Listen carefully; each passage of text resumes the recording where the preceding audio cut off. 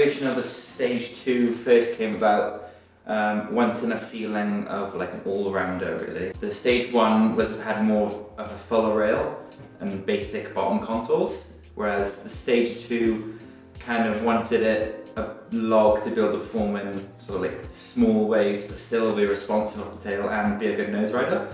So I think the stage 2 we sort of pushed into like making it a much thinner platform, so really thin back tail. So once the tail's engaged, it reacts really quickly. No edge anywhere, all rolled bottom, but then still having enough width from the midpoint up for it to be a stable platform and still perform on the nose. That was the kind of goal we were going for. Performs well, I think it's a good balance of being a log but still responsive. It's a flat bottom, just nose concave and just rolled V to the tail then, just making it really reactive. Midpoint on this is probably about 2 inches up from centre really. So it's quite a parallel upline from there, and then nice and pulled into the tail then. Make it nice and reactive. It feels nice.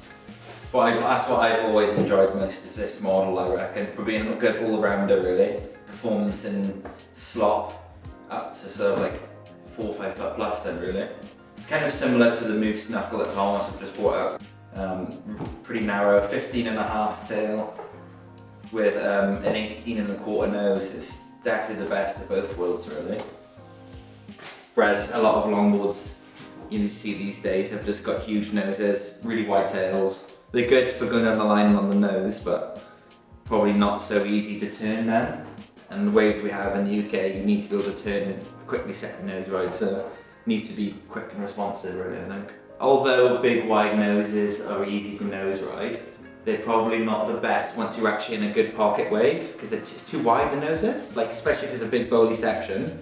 Like I don't get that hugely here, but like on good days we would. They just feel too clumsy in the pocket, whereas the more pulled in tails, I think they feel much better. That's kind of what most of like the Australian influence boards are. They're all like wide point a bit further back, nice transition into like more pulled in nose, so much easier to turn, but then once they're in the magic part of the wave, just nose right so good. Yeah, that's kind of what the stage 2 is really. It's for someone who's wants to push their longboard in, is used to longboarding already, but just wants to take it to the next level really. Much thinner platform, nice knifey rails.